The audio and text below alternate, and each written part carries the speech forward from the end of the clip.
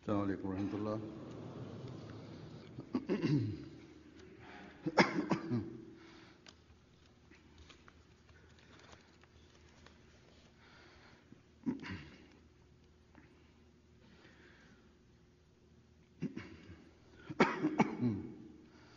أشهد أن لا إله إلا الله وحده لا شريك له وأشهد أن محمدا عبده ورسوله أما بعد فأعوذ بالله من الشيطان الرجيم بسم الله الرحمن الرحيم الحمد لله رب العالمين الرحمن الرحيم مالك يوم الدين إياك نعبد وإياك نستعين اهدنا الصراط المستقيم صراط الذين أنعمت عليهم غير المغضوب عليهم ولا الضالين.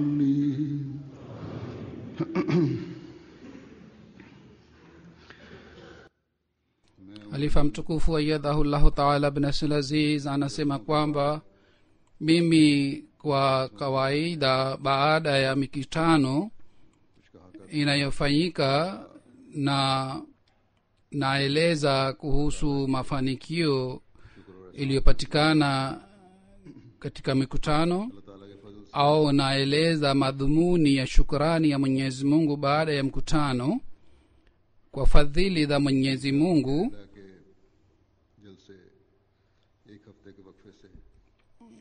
mkutano wa Marekani na mkutano wa Canada ulifanyika katika tofauti ya wiki moja, yani katika wiki mbili. Mikutano hii miwili ilifanyika. Mimi kwa kushiriki katika mkutano huu ninapata nafasi ya kuwahutubia wanajumuiya. Vile vile kwa kutana na wanajumuiya ninajua mambo mengi sana, najua matatizo yao ni nini.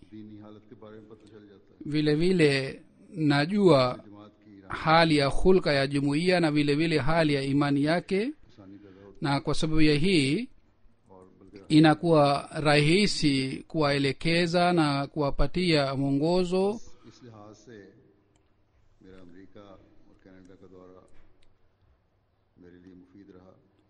Kulingana na hali hii, ziara yangu ya Marekani na Canada ilileta mafanikio sana. Nategemea na nafanya maombi kwamba wanajumuiya kina mama na kina baba pia walipata na faida kwa sababu ya ziara yangu hii. Vile vile kwa sababu ya ziara wasiokuwa wanajumuiya au wasiokuwa Waislamu, na vile vile viongozi mbalimbali wa serikali nakutana nao na natambulisha jumuiya. Na katika ziara hii pia katika nchi zote mbili nilipata bahati na nafasi ya kutambulisha jumuiya, na katika nchi zote mbili kulingana na kazi hii, kazi vizuri inafanyika, na jumuiya zote mbili imepanua uhusiano wao na hawa viongozi.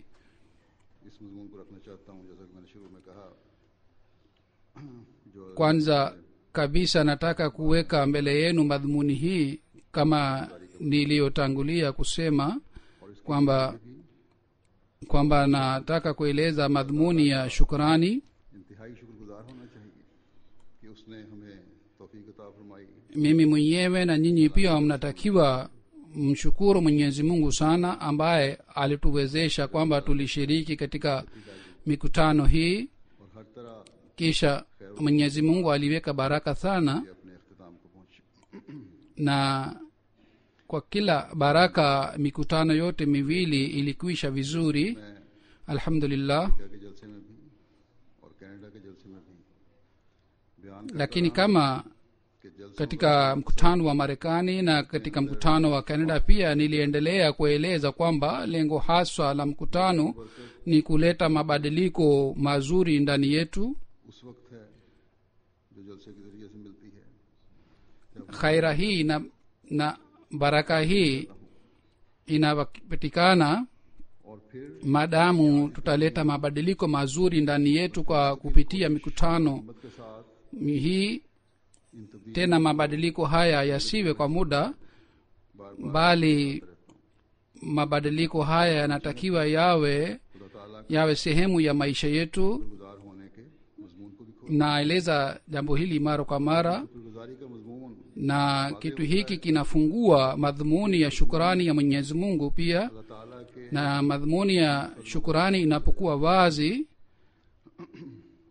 katika hali hii mwaminio anapata fadhila za Mwenyezi Mungu zaidi na zaidi, होता चला जाता है। na hivi अल्लाह ताला fadhila baada ya fadhila ingine inaendelea kushuka juu ya mwanadamu.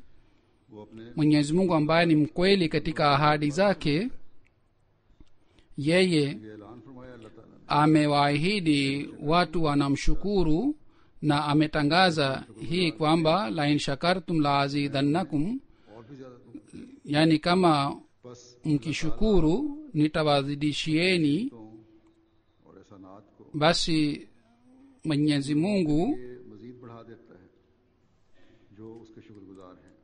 anaongeza baraka zake na neema zake kwa ajili ya watu ambao wanatoa shukurani yake. कि उसे अल्लाह ताला ने इस सम्मान Na kwa ajili ya manajumuiya inaweza kuwa neema gani kubwa zaidi kuliko hii, kwamba Mwenyezi Mungu amemjalia, amempokea imamu wa zama hii पाक तब्दीलियां पैदा करने की तरफ ambaye alitufundisha jinsi gani tunaweza शुक्रगुजार kufuata wema na kunaweza kuleta mabadiliko mazuri ndani yetu. अल्लाह ताला Kwa hiyo kila mwanajumuiya anatakiwa aelewe madhumuni hii ya shukurani, ili कि उन लोगों में शामिल हो ili aweze kupata neema za Mwenyezi Mungu, अल्लाह ताला की नाशुक्री करने वाले हैं। asiwe miongoni mwa wale अल्लाह ताला के ambao hawamshukuru Mwenyezi Mungu, बनते हैं। na hivi wanapata ghadhabu ya Mwenyezi Mungu. खुदा ताला ने Baada ya kuhamia katika nchi hizi upande wa dunia, pia बाज Mwenyezi Mungu ameleta fadhili chungu mzima juu yenu.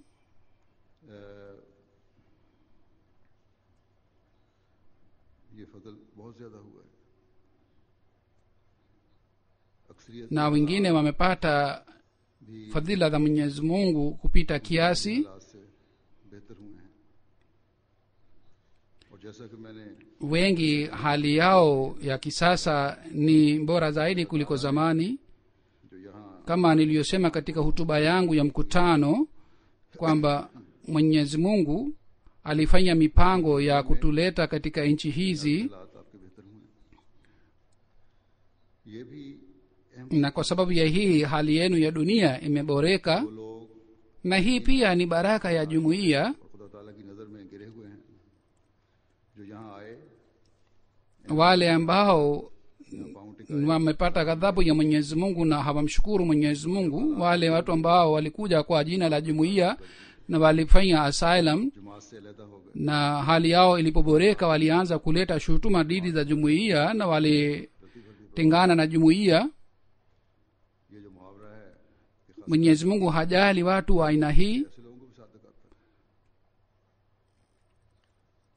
अल्लाह ताला Hawa watu ni sawa na wale ambao wakitoka katika jumuiya hawaleti madhara hata kidogo.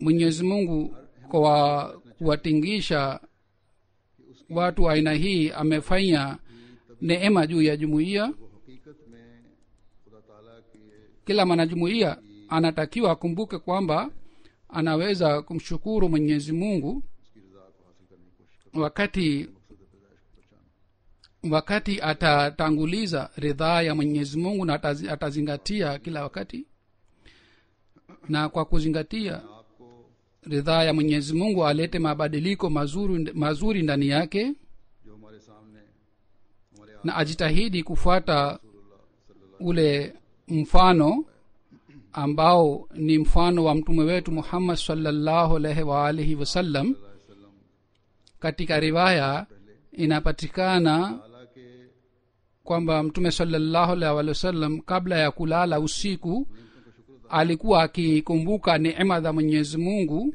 तमाम हम na alikuwa akimshukuru Mwenyezi Mungu, na alikuwa akisema kwamba sifa zote zinamhusu Mwenyezi Mungu ambaye alifanya ihsani juu yangu na alinipatia baraka zake.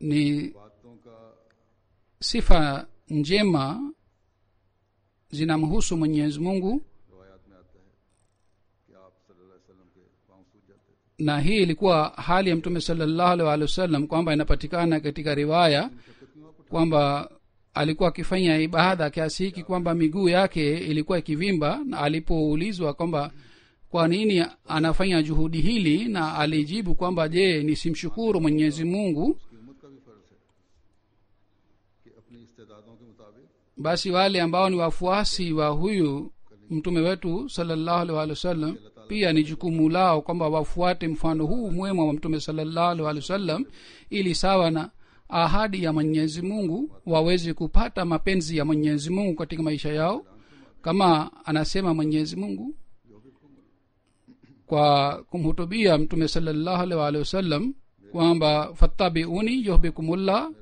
nifuateni na प्यारे बनोगे। fuateni mfano mwema wangu, na kwa sababu ya hii mtapata mapenzi ya Mwenyezi Mungu na upendo wake, हिस्सा दिलवाता है, हिस्सा पाने वाला बनाता है। na mapenzi ya Mwenyezi Mungu yanaleta baraka na neema za Mwenyezi Mungu zaidi. नेमतों के मिलने पर ही शुक्रगुजारी, Mtume sallallahu alaihi wa alihi wasallam बल्कि alikuwa hamshukuru Mwenyezi Mungu kwa sababu ya kupata neema tu, bali alikuwa akimshukuru kama alikuwa akisalimika katika matatizo na katika shari, hata katika mambo madogo madogo. रोजमर्रा के काम Inapatikana katika sera yake kwamba mtume sallallahu alaihi wasallam alikuwa akimshukuru Mwenyezi Mungu kupita kiasi, की शुक्रगुजारी है। na tena kila wakati alikuwa akimshukuru Mwenyezi Mungu. Hii ndiyo ni shukurani ya kweli. Kwa ajili ya kupata shukurani hii tunatakiwa tufanye juhudi, और ऐसी शुक्रगुजारी ये है जिस पर अल्लाह ताला मज़ीद फज़ल फरमाता है। अपने इनामात और na hii ni shukurani ambayo kwa sababu ya hii Mwenyezi Mungu analeta बस ये शुक्रगुजारी fadhila zake na anaongeza neema zake chungu mzima, को na shukurani hii ni kwa ajili ya faida yetu sisi wenyewe. हमारी शुक्रगुजारी Mwenyezi Mungu hataki na hahitaji shukurani yetu. अल्लाह ताला एक जगह फरमाता है वमन यशकुर फइन्नमा Mwenyezi Mungu anasema sehemu moja, waman yashkur fainnama yashkuru nafsihi waman kafara fainallaha ghaniyun hamid, के शुक्र का फायदा yani anayemshukuru Mwenyezi Mungu और जो नाशुक्र yeye mwenyewe anapata faida ya shukurani yake, na yule ambaye anakataa yeye ajue kwamba Ahmadi इस किस्म Mwenyezi Mungu hahitaji shukurani ya aina yoyote. Mwanajumuiya anatakiwa awe mwenye shukurani wa aina hii, kwa sababu kuna njia chungu mzima ya shukurani za Mwenyezi Mungu, na tunatakiwa tuendelee kutafuta njia hizi za kumshukuru Mwenyezi Mungu. शुक्रगुजारी की जो तरीक हैं जो वो तलाश करता है इन शुक्रगुजारी के तरीके Njia mbalimbali za shukurani उसको ambazo mwanadamu anatafuta, हकीकी मोमिन जो है वो दिल में भी शुक्रगुजारी करता है। फिर शुक्रगुजारी mwanajumuiya mkweli anamshukuru mwenyezi mungu katika moyo wake pia, na vile vile anamshukuru mwenyezi mungu kwa ulimi wake kwa kumhimidi mwenyezi mungu na kumsifu, na hii ni shukrani kwa ulimi wake. kisha vile vile kwa vitendo vyake na kwa amali zake pia anamshukuru mwenyezi mungu, kana kwamba viungo vyote vya mwanadamu akitaka kumshukuru mwenyezi mungu, viungo vyake vyote pia vinamshukuru mwenyezi mungu. Inatakiwa athari ya shukrani ya mwenyezi mungu ionekane katika viungo vyake. mwenyezi mungu anapomshukuru mja wake, inatakiwa ikumbukwe kuhusu hii kwamba shukrani ya mwenyezi mungu juu ya mwanadamu ni neema zake na baraka zake juu ya mwanadamu.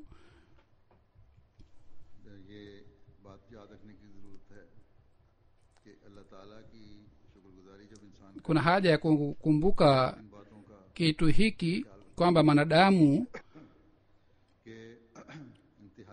anapomshukuru mwenyezi mungu anatakiwa akumbuke jambo hili kwamba kwa kufanya unyenyekevu ainame mbele ya mwenyezi mungu. Na kitu kingine ni kwamba aonyeshe mapenzi yake kwa ajili ya mwenyezi mungu, na kwa ajili ya kupata mapenzi ya mwenyezi mungu afanye juhudi. Hii pia ni shukrani ya mwenyezi mungu. kisha kwa kujua kuhusu fadhila za mwenyezi mungu na kuhusu baraka zake, na kwa kujua kwamba hii ni kutoka kwa mwenyezi mungu, yani awe na elimu hii kwamba neema yote imeteremka kwa fadhili za mwenyezi mungu, na hii pia ni shukrani ya aina moja.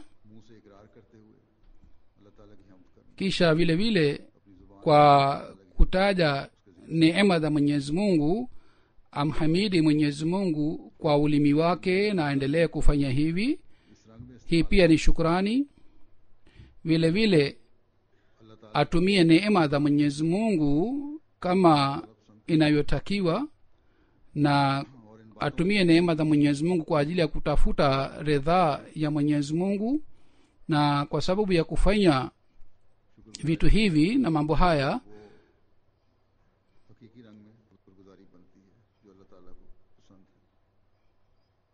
shukrani inakuwa shukrani kwa shukrani ya kweli, shukrani ambayo mwenyezi mungu anapenda.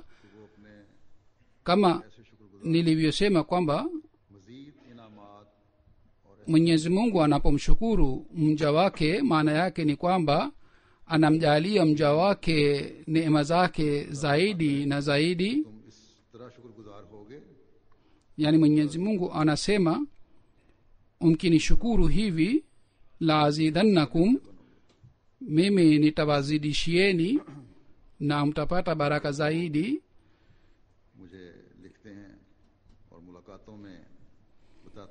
basi watu wanaponiandikia au wanapokutana nami na wananiambia kwamba tulipata faida sana kwa sababu ya mkutano, na tulipata ladha sana, raha sana,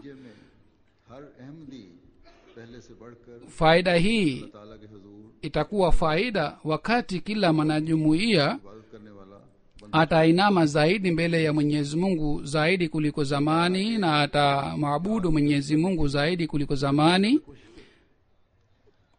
kwa ajili ya kupata mapenzi ya mwenyezi mungu atafanya juhudi zaidi kuliko zamani, na antayarishe orodha ya neema na baraka za mwenyezi mungu na aweke mbele yake. ikiwa anafanya wema, basi ainue kwamba ataendelea kufanya wema ile, aandaye orodha ya maovu, kisha ajitahidi kuipukana na maovu na ajitahidi kujiepusha katika maovu haya. अल्लाह ताला की kisha kwa kukumbuka ihsani na neema za Mwenyezi Mungu करता चला जाए।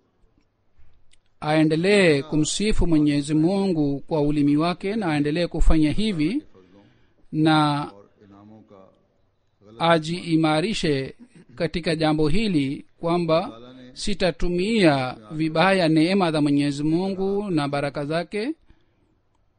माली कशाइश दे दी है, Ikiwa Mwenyezi Mungu ameboresha hali yetu baada ya kuja katika nchi hii na ametupatia mali na fedha, na badala ya kutumia mali hii katika njia mbaya, bali mali hii nitatumia katika njia ya Mwenyezi Mungu हैं जिनको kwa fadhili za Mwenyezi Mungu. Katika nchi ya Marekani kuna wanajumuiya wengi ambao Mwenyezi Mungu amewapatia neema sana, mali nyingi sana. Wapo wengine miongoni mwa hawa ambao wanatumia katika njia ya Mwenyezi Mungu kwa wingi. उन्हें हमेशा Mwenyezi Mungu azidishe mali yao na nafsi yao pia. रखकर अल्लाह ताला का शुक्रगुजार बंदा बनने की Hawa watu करते रहना चाहिए। kwa kukumbuka neema na baraka za Mwenyezi Mungu कोई wanatakiwa waendelee kuwa watu wenye shukurani wa Mwenyezi Mungu, अल्लाह ताला के हुजूर na kwa kutoa mali nyingi katika njia ya Mwenyezi Mungu msione kwamba mmeshafanya shukurani ya Mwenyezi Mungu, करनी चाहिए bali mnatakiwa mjitahidi और अब्द Rahman ili muweze kuinama mbele ya Mwenyezi Mungu na kumwabudu yeye. Na Canada में kwa ajili ya kuwa watumishi wa Mwenyezi Mungu ni muhimu kwamba muwe watu wenye ibada. कहना चाहिए Katika nchi ya Canada watu ambao ने अमेरिका में wana mali nyingi sana ni watu wachache, au hawakufikia ile hali kama wanajumuiya wa Marekani sawa na elimu yangu. Lakini kwa jumla hapa लेकिन इसके साथ wanajumuiya wanajitolea sana, wanatoa mali yao katika njia ya Mwenyezi Mungu. में कमजोरियां भी Lakini pamoja na hii kuna kasoro ya vitendo vingine na kasoro ya ibada. तो इन कमजोरियों को दूर Ikiwa nyinyi mnataka kuwa watu wenye shukurani wa Mwenyezi Mungu kweli kweli, basi katika hali hii mnalazimika kufuta kasoro hii. Basi wao wanajumuiya wa Marekani au wanajumuiya wa Canada au wanajumuiya ambao wanaishi katika nchi yoyote ya dunia, अपने अंदर shukurani yao ya kweli itakuwa wakati watakapoleta mabadiliko mazuri katika nafsi zao, Quran करीम की हुकूमत wawe kina baba au kina mama. ऊपर लागू करने की Madamu हज़रत मसीह hawatangulizi mafundisho ya Qur'an tukufu juu yao, बैत की शराइत पर अमल करने की कोशिश नहीं madamu hawafuati masharti ya bayati ya Sinama alayhi salatu wassalam, hawawezi kuwa watu wa shukurani wa Mwenyezi Mungu kwa kweli. शुक्रगुजारी के ये मयार हासिल करने की हर अहमदी को तौफीक अता फरमाए। Mwenyezi Mungu amjalie kila mwanajumuiya aweze kupata hali hii ya kumshukuru Mwenyezi Mungu. Basi mwendelee kujichunguza na muzingatie na mchunguze mazingira yenu, mchunguze nyumba yenu, kisha muone kwamba घर में shukrani hii inafanyika kiasi gani katika mazingira yenu na katika nyumba yenu. तो बेशक वो दूसरी नेकियां Ikiwa mwanamume hatimizi haki ya mwanamke, शुक्रगुजार नहीं है, hata kama anafanya wema zingine, yeye si mtu wa shukurani kwa kweli. Mwenyezi Mungu alimpatia mke na watoto kutimiza haki zao. ऐसी जिम्मेदारी है, Hii ni jukumu lake, ni jukumu जिम्मेदारी नहीं। ambalo Mwenyezi Mungu alilolipatia, si jukumu la dunia, bali Mwenyezi Mungu mwenyewe alimpatia jukumu hili. Vile vile ikiwa wake hawatimizi haki za waume zao, wao pia katika hali hii hawashukuru नेमतों की नफी कर neema za Mwenyezi Mungu, उन्हें फिर शुक्रगुजारों की au wanakataa neema za Mwenyezi Mungu, बस जैसा कि मैंने कहा na kwa sababu ya hii wanajitoa nje katika orodha ya watu wenye shukurani. Kama nilivyosema, kila mtu na kila nyumba inalazimika ichunguze खुदा ताला hali yake, basi siku ambayo katika kila uwanja kauli yetu na amali yetu ikiwa itakuwa kwa ajili ya ridhaa ya Mwenyezi Mungu, siku ile और फिर खुदा ताला के फजलों और tutaona sura halisi ya shukrani ya Mwenyezi Mungu. हर इंसान दीनी तौर पर भी दुनियावी तौर पर भी। Kisha katika hali hii neema za Mwenyezi Mungu zitashuka kwa wingi, एक रहमदी का फर्ज है कि उसको रूहानी na msione kwamba sisi tuna mali katika dunia hii, bali anatakiwa apate maendeleo katika imani. मैं शुक्रगुजारी के उस मजमून का जिसका मुझसे ताल्लुक है उसका भी इजहार करता हूँ, क्योंकि ये भी जरूरी Mimi सबसे nataka kueleza madhumuni ya shukurani ambayo inanihusu mimi. मसीह मौद अलैहिस्सलाम Kwanza kabisa namshukuru Mwenyezi Mungu जिसका खिलाफत ambaye alimjalia Sinama alayhi salatu wassalam jumuiya ya aina hii kwamba inapenda sana uhalifa. को हज़रत मसीह मौद अलैहिस्सलाम से बराह रास्त फैज़ पाने वाले Mapenzi haya लोग जो थे उन्होंने शुरू किया था, ambayo जिस पर walipata masahaba wa Sinama alayhi salatu wassalam, waliopata mapenzi moja kwa moja kutoka kwa Sinama alayhi salatu wassalam kuhusu hawa masahaba wa Sinama alayhi salatu wassalam, kwa kuona hali ya imani yao na kwa mapenzi yao, Sinama alayhi salatu wassalam alisema kwamba mimi nashangaa, सिलसिला जो तकरीबन basi साल पर फैला हुआ silsila na mfululizo huu wa mapenzi imeenea katika miaka 100 na uzuri wake unaonekana hata siku hizi pia. भी Basi msifishe mapenzi haya वफा na mjitahidi mapenzi haya yapatikane katika kizazi chenu pia. उसकी हम की तरफ तो जो Mapenzi haya na uhusiano huu kwa kunifanya kumshukuru Mwenyezi Mungu inanikumbusha kuhusu अफराद hamdi ya Mwenyezi Mungu, na siku za usoni mahalifa watakokuja wao pia wataendelea kukumbuka. ताकि खिलाफत Vile vile hali hii inatakiwa wanajumuiya pia wazidi katika shukurani ya Mwenyezi Mungu ili कायम होता चला जाए। uhusiano huu uimarike zaidi na mapenzi haya yaendelee kupatikana katika kizazi hadi kizazi.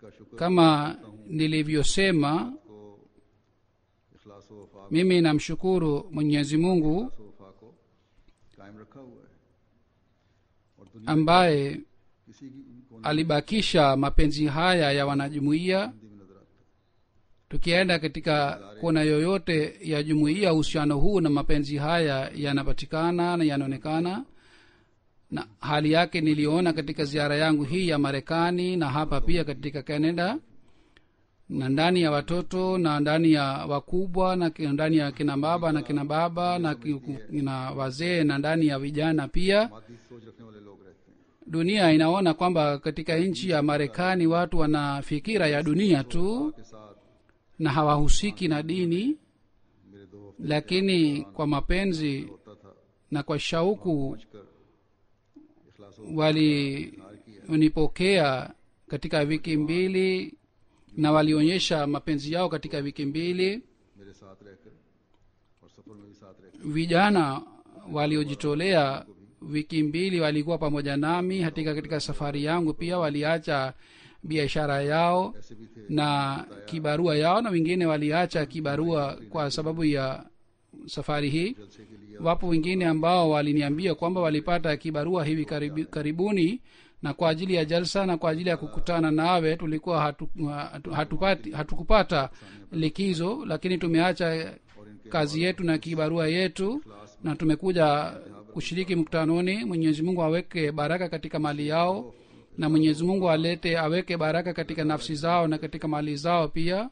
और साथ ही Basi mapenzi haya yanatukumbusha kuhusu वफा के साथ hamdi ya Mwenyezi Mungu. ड्यूटियां जलसे के Vile vile mimi nawashukuru wanajumuiya wote ambao waliojitolea katika jalsa salana, Canada में भी na wale wote walioshiriki mkutano wa mwaka wanatakiwa wawakumbuke hawa vijana wote ambao waliojitolea फरमाए na walitoa huduma zao. किस्म की बेचैनी na inatakiwa wanajumuia wafanye maombi kwa ajili ya hawa kwamba badala ya kukosa utulivu wao wapate utulivu wa aina hii na fadhila za mwenyezi mungu ishuke juu yao kiasi hiki kwamba siku za usoni wapate nafasi zaidi ya kuitumikia jumuiya na waelekee upande huu. Nilienda katika miji mbalimbali ya Marekani, naweza kusema kwa yakini kwamba katika sehemu hizi zote wanajumuiya wa zamani wa Marekani walionyesha mapenzi yao, na wanajumuiya wengine wapya ambao walihamia katika nchi hii wao pia walionyesha mapenzi yao. Lakini kwa hawa wote nataka kuwakumbusha kitu ambacho nilichokisoma mwanzoni kwamba shukurani yenu na kupata fadhili za Mwenyezi Mungu itakuwa kweli kweli au itapatikana kweli kweli wakati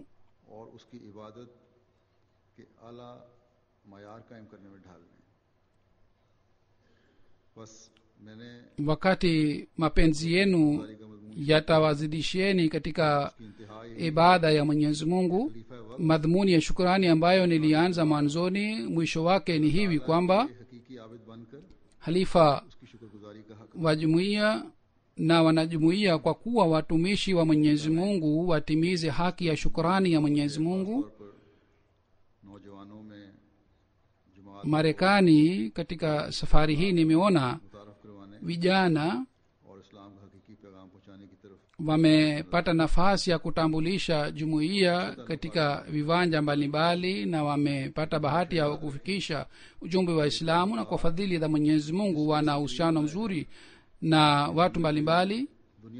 Lakini mkumbuke kwamba msiwe na uhusiano huu kwa sababu ya hii kwamba mnataka masilahi ya dunia kwa sababu ya uhusiano huu, bali uhusiano huu unatakiwa uwe kwa ajili ya hii kwamba tutafikisha ujumbe wa dunia, ujumbe wa Islam katika dunia hii, na tutaleta watu wote chini ya bendera ya Mtume Muhammad sallallahu alaihi wasallam. Kule Marekani press pia ilizungumza nami na mwandishi wa CNN aliniuliza kwamba je, kuna nafasi gani ya kuenea Islam Marekani. Nilimjibu kwamba Islam halisi inaeleza jumuiya Ahmadiyya, na kwa sababu ya hii si Marekani tu bali kuna nafasi ya kuenea Islam hii katika dunia nzima, kwa sababu Islam haitaenea kwa sababu ya ugaidi bali itaenea kwa kueleza mafundisho yake mazuri duniani. Basi vijana wetu, wazee wetu, kina mama wetu wote ambao wanapenda uhalifa na wanaeleza mapenzi yao kwa vitendo vyao, wanatakiwa wakumbuke kwamba malengo yetu si malengo ya dunia, bali kila tunachosema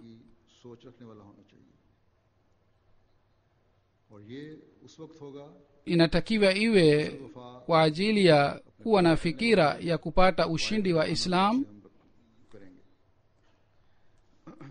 Hali hii itapatikana wakati sisi tutakapomwabudu Mwenyezi Mungu kwa moyo wote.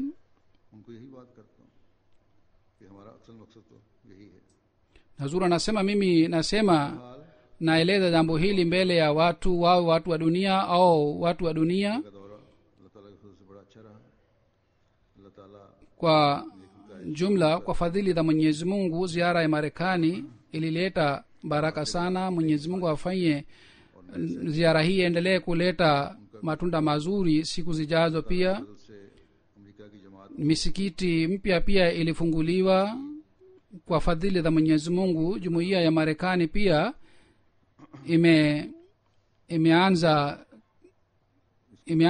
imeanza kuzingatia ujenzi wa misikiti mpya, na jumuiya inatakiwa iendelee na kazi hii. Kitu kingine ni kwamba mataifa yanayopata maendeleo hayaoni kwamba sisi tumefanya hivi na hivi. Ikiwa kuna upungufu, kuna kasoro, yanajaribu kufuta na kuondoa. Ikiwa kuna upungufu, kuna kasoro, inatakiwa ifutwe, ndipo njia mpya ya maendeleo inapatikana, ndiyo mwongozo na mwelekeo unapatikana.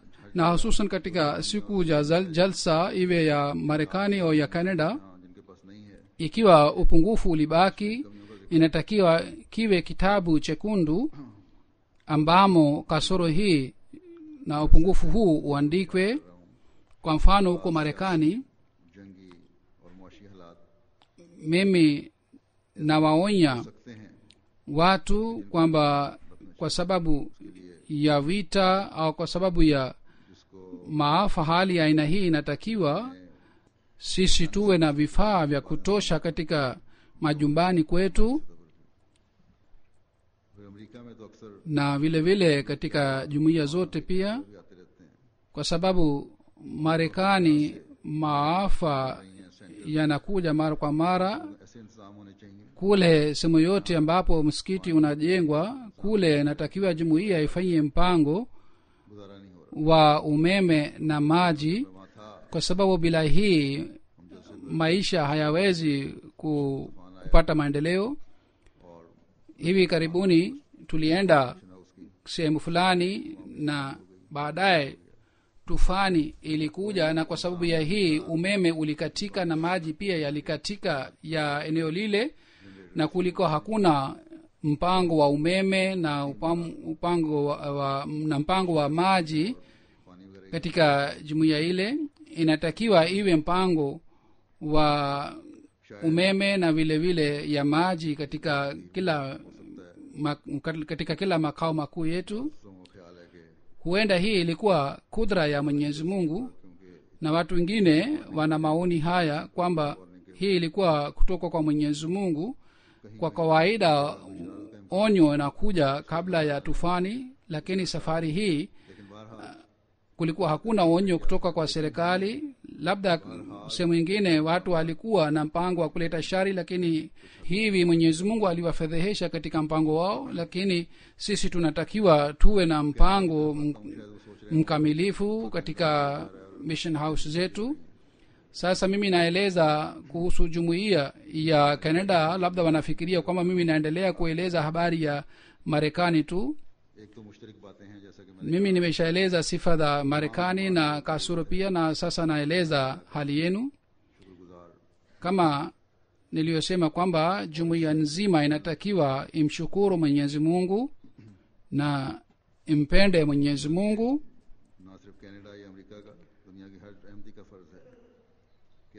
Bali si Canada na Marekani, bali ni jukumu la kila mwanajumuiya kwamba amwabudu Mwenyezi Mungu, na naendelea kusema hii mara kwa mara. Na jambo la pili ni kwamba kama nilivyosema kwamba mapenzi haya yanaonekana hapa Canada pia. Siku ambayo nilipofika hapa, siku ile mama moja ambaye ni jamaa yangu, yeye alienda Marekani pia. Yeye alipigiwa simu na mtu mmoja kutoka Marekani kwamba nyinyi umepokelewa namna gani huko Canada. Yeye alisema kwamba wanajumuiya wa Canada wamewaacha wanajumuiya wa Marekani nyuma sana. Hazur anasema kwamba hapa nyinyi mko wengi na mnaishi katika Peace Village ambapo mnakaa pamoja na msikiti ni karibu, lakini kwa ajili ya kupata faida yake hii haitoshi kwamba mnapokea kwa kidhahiri, bali mnatakiwa muzingatie madhumuni ya ibada ya Mwenyezi Mungu. Mwenyezi Mungu ametupatia nafasi hii na sehemu hii, na msikiti pia ni karibu. Mnalazimika kuimarisha msikiti huu, ndipo mtamshukuru Mwenyezi Mungu kweli kweli. Wazee ambao ni wastaafu wanakuja kwa ajili ya swala, labda wanakuja kwa ajili ya swala 5. Lengo hasa litapatikana wakati watoto na vijana pia kwa kuelewa lengo la ibada watakuja msikitini na wataimarisha msikiti na watazingatia nidhamu ya jumuiya na riwaya za jumuiya. Mabinti kwa kuishi katika mazingira haya watalinda haya yao na utakasa wao. कदरों को पहचानने वाले होंगे, इस माहौल में डूब जाने वाले Vijana pia kwa kuzingatia heshima yao na nidhamu yao hawatajizama katika mazingira ya hapa. जब ये मकसद हासिल करने की कोशिश करेंगे तो अल्लाह ताला Ndipo watakapofanya juhudi ya kupata lengo hili, watakuwa watu wa shukrani wa Mwenyezi Mungu. एक हद तक तो इखलास Pengine kwa kusema nara na kwa kusema barabarani, hii inaonyesha mapenzi upande mmoja, lakini kwa sababu ya hii hatuwezi kupata lengo hasa. Mayor हैं, Wenyeji wa hapa, सियासतदान भी मिले meya wa hapa na viongozi wa serikali pia walikutana nami. और कई मुझे कहते हैं Wao wana athari nzuri ya jumuiya. Wengi wanasema कैसे कैसे लोग kwamba unatakiwa uwe fahari juu ya jumuiya yako, बड़े कानून के पाबंद हैं, kwamba watu wa aina gani अल्लाह ताला का फजल wapo katika jumuiya yako, wanafuata sheria ya nchi. देखते हैं। Hii ni fadhili za Mwenyezi Mungu. Watu wanaona kwa jicho la dunia na wanaona kwamba kuna sifa nzuri ndani ya wanajumuiya, lakini sisi tunatakiwa tuone kwa jicho ambalo Qurani tukufu inatuonyesha. हज़रत मसीह मौऊद अलैहिस्सलातु वस्सलाम ने हमें खोल Katika zama hii, sawa na mafundisho ya Qurani tukufu, Sayyidina alayhi salatu wassalam alituelezea vizuri पर कायम होने के मयार hulka hizi zetu njema na kubaki juu ya dini. बनाए हुए हैं Hii haikuundwa na watu wa dunia, को, bali Mwenyezi Mungu और उसका शुक्र ame ये जरूरी है ameunda. कि जैसा कि मैंने पहले भी Basi kwa ajili ya kumfurahisha Mwenyezi Mungu na kwa ajili ya kumshukuru yeye, अपने ऊपर लागू करने tunatakiwa की कोशिश करनी चाहिए। tutangulize mafundisho ya Qur'an tukufu juu ya maisha yetu, na kwa ajili yake जमीन की तरफ tunatakiwa tufanye juhudi. और जमीनी लोगों की तरफ न देखें, बल्कि आसमान की तरफ। Basi nyinyi msione watu wa dunia, bali muone जब ये होगा watu wa dunia na na Mungu wa bingu wa ardhi. बन सकेंगे, तब Ndipo tunaweza kuwa watu wa shukurani kwa kweli kweli. हर अमल Ndipo को हासिल करने वाला kupokea kwenu na अल्लाह ताला kusema nara italeta ridhaa ya Mwenyezi Mungu. America में भी Kwa fadhili za Mwenyezi Mungu, matokeo mazuri ya ziara yangu yamepatikana hapa Canada na Marekani pia, na yanaendelea kupatikana. वहीं पैदा हुई और पली पड़ी हैं।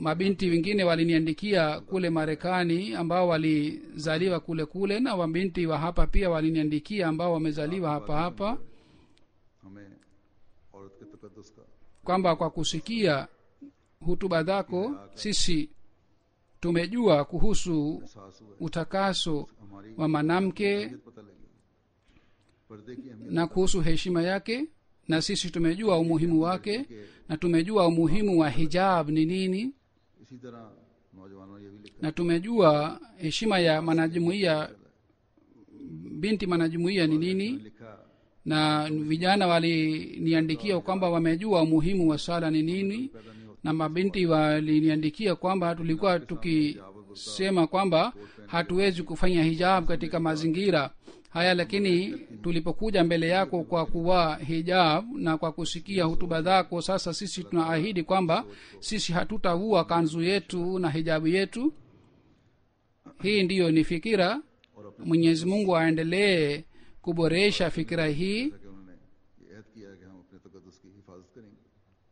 na mabinti waweze kulinda heshima yao na utakasa wao.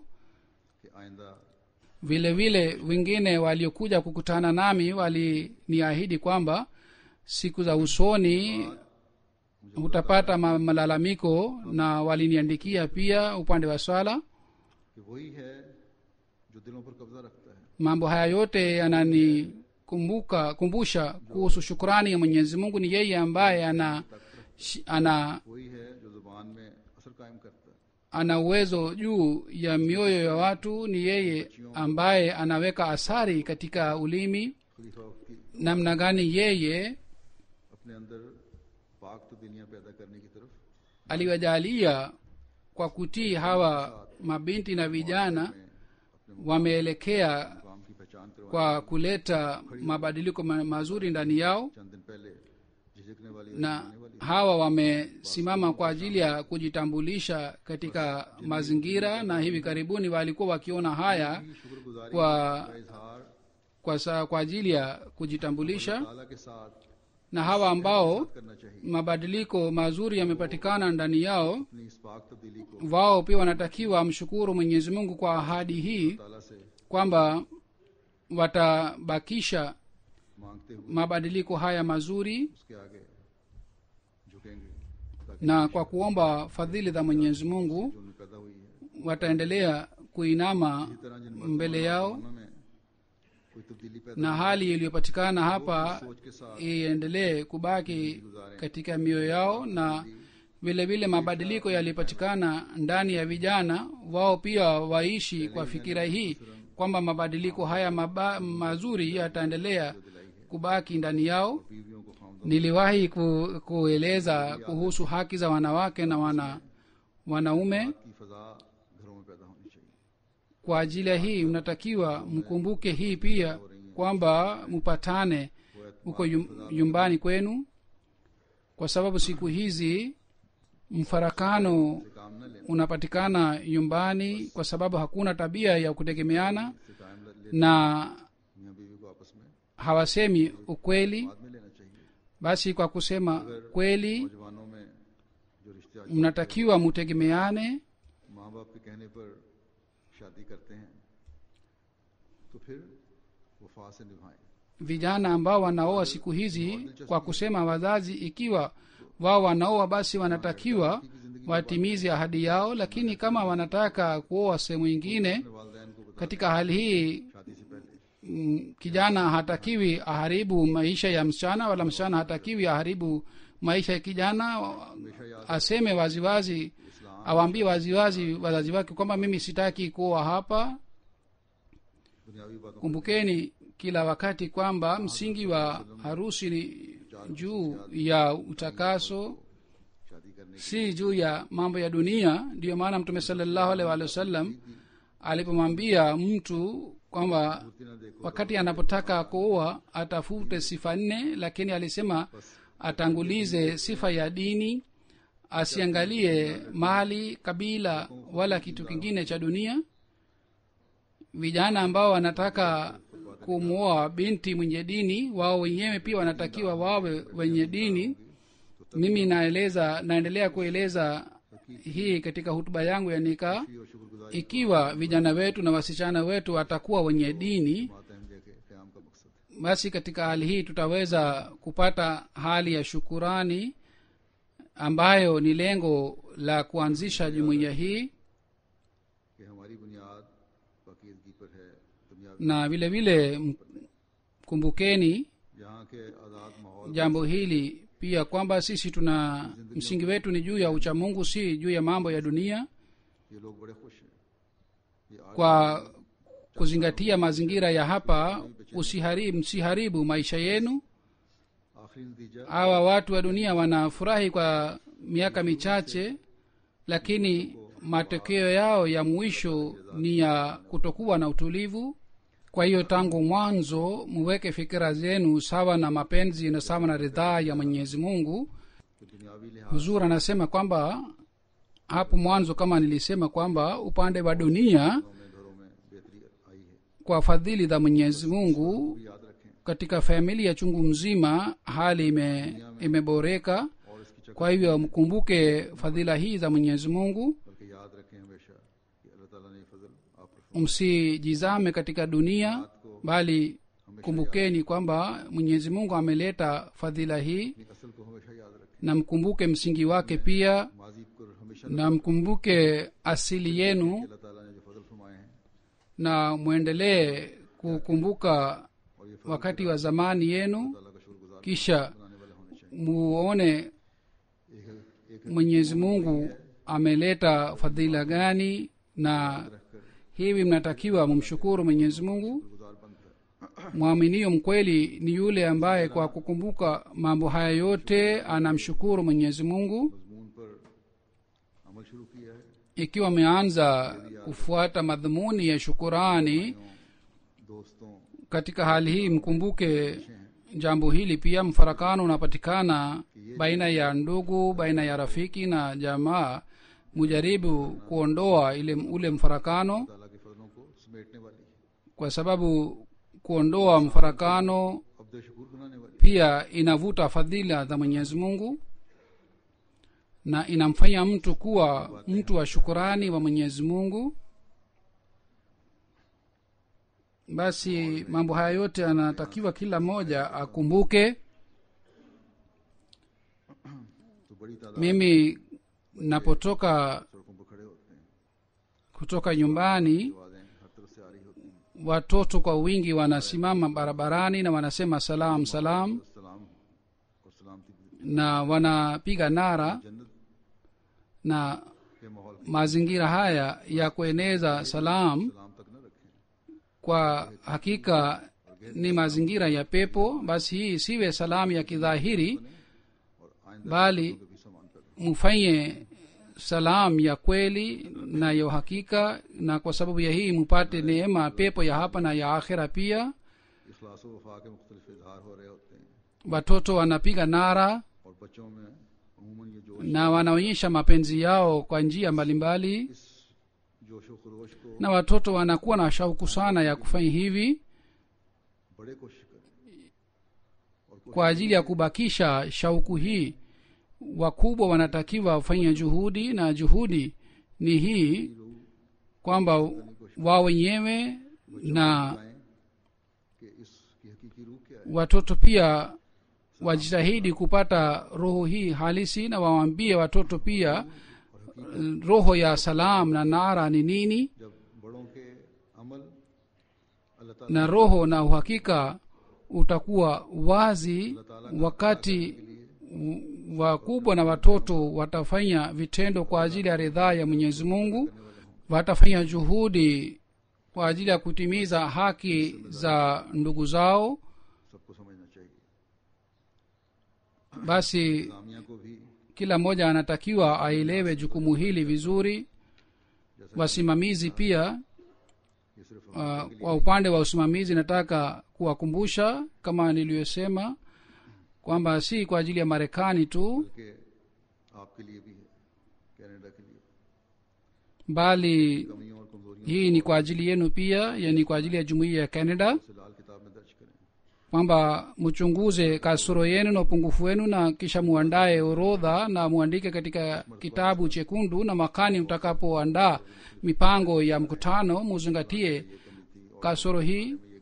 Nimepokea barua chungu mzima yenye malalamiko kwamba ilikuwa upungufu katika upande wa kina mama wakati wa chakula, vile vile upungufu na kasoro ilipatikana sehemu mbalimbali, आवाज का na kwa sababu ya hii तीनों दिन mipango ya jalsa salana iliharibika. नहीं आती, Mwaka huu takriban siku 3 ilikuwa tatizo la sauti. Mimi sielewi kwamba kwa muda mrefu katika sehemu hii mnafanya mkutano wa mwaka, बोले मुंह kwa nini tatizo hili la sauti linapatikana?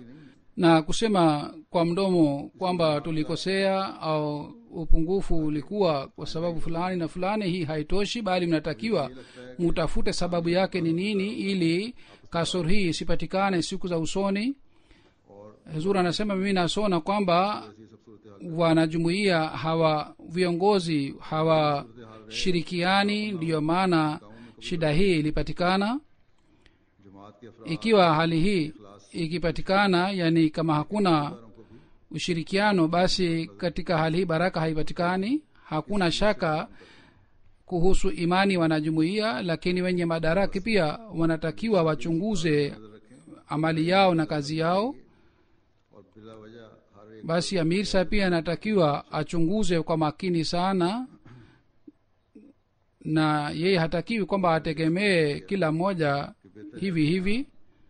जलसा न किया जाए, Mimi nilieleza katika ukumbi wa kina mama kwamba ni vizuri mkutano usifanyike hapa, ये रहा था lakini sikusema maneno ya baadaye kwamba mimi nilikuwa nafikiria kwamba ikiwa viongozi hawawezi kufanya vizuri hapa jalsa mwaka ambao mimi nakuja, kwamba भी बच जाएंगे, मसाइल भी kwamba mkutano ufanyike katika दोनों मुल्कों को kaskazini ya Marekani, na hivi matumizi yenu yatapungua na Canada के shida pia itaondoka, na nyinyi mtazingatia kosa lenu pia.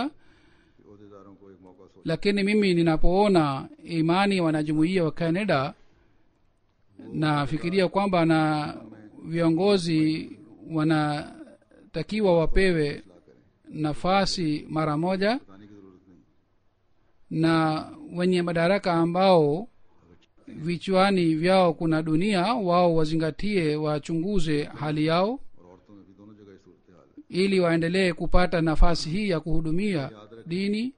Na hali hii inapatikana upande wa kina mama na kina baba pia. Kumbukeni kila wakati na daima kwamba ni nia safi ambayo italeta baraka, खराब करेंगी और आपको भी नाशुक्रगुजार बनाएंगी, और इसकी वजह से फिर na kibri itaharibu इनामों और एहसानों का बायस kizazi kijacho, na nyinyi pia hamtamshukuru Mwenyezi Mungu. उसकी सजा के Na katika hali hii, badala ya kupata neema na baraka za Mwenyezi Mungu, isije mkapata ghadhabu ya Mwenyezi Mungu.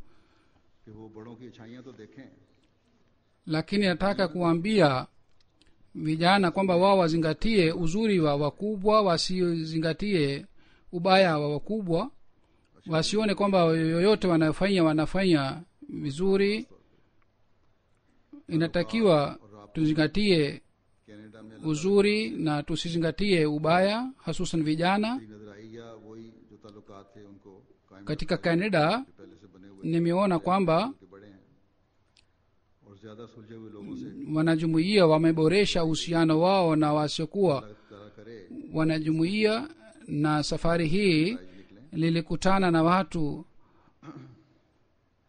wasomi, na Mwenyezi Mungu alete matokeo yake mazuri. नौजवानों की मेहनत की वजह से Kama niliyosema, huko Marekani pia kwa sababu ya juhudi ya vijana, viwanja vya mahubiri vimepatikana, na kule Marekani hasusan vijana wamefanya kazi sana. को कोशिश करनी चाहिए कि इस तरह इस्तेमाल करे Kila mwanajumuiya anatakiwa afanye juhudi kwamba atumie uhusiano huu na kitendo chake hivi kwamba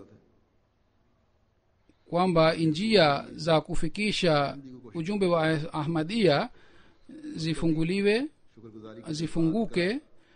Na hili ndilo ni lengo letu, na kwa ajili ya hii kila mwanajumuiya anatakiwa afanye juhudi. Ndiyo maana katika hali hii shukrani ya Mwenyezi Mungu itakuwa katika hali yake ya kitendo. का Siku hizi mnaonyesha mapenzi yenu ya muda kwa kuweka mataa juu ya majumbani kwenu, अपने आप को पेश करना है। na mnaboresha ये है njia na mnajitolea pia. तो इस पर अमल करें। Lakini mapenzi ya daima ni kwamba mumtii halifa इन मगरबी ममालिक kila wakati. ये मुश्किल है। Msiulize swali hili kwamba katika nchi za Ulaya kuna shida hii na kuna shida fulani. Ikiwa nyinyi umeamua, basi hakuna mushkili yoyote inayoweza kuja mbele yenu.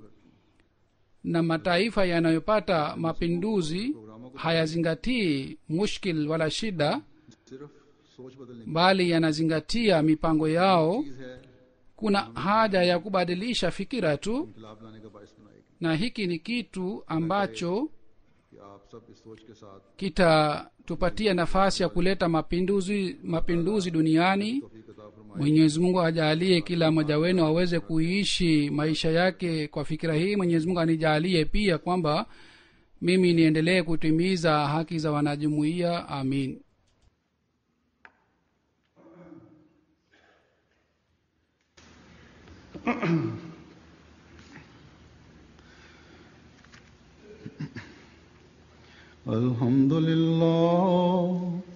الحمد لله نحمده ونستعينه ونستغفره ونؤمن به ونتوكل عليه ونعوذ بالله من شرور سيئات أعمالنا من يهده الله فلا مضل له ومن يضلله فلا هادي له ونشهد أن لا إله إلا الله ونشهد أن محمدا عبده ورسوله عباد الله رحمكم الله إن الله يأمر بالعدل والإحسان وإيتاء ذي القربى وينهى عن الفحشاء والمنكر والبغي يعظكم لعلكم تذكرون اذكروا الله يذكركم وادعوه يستجب لكم ولذكر الله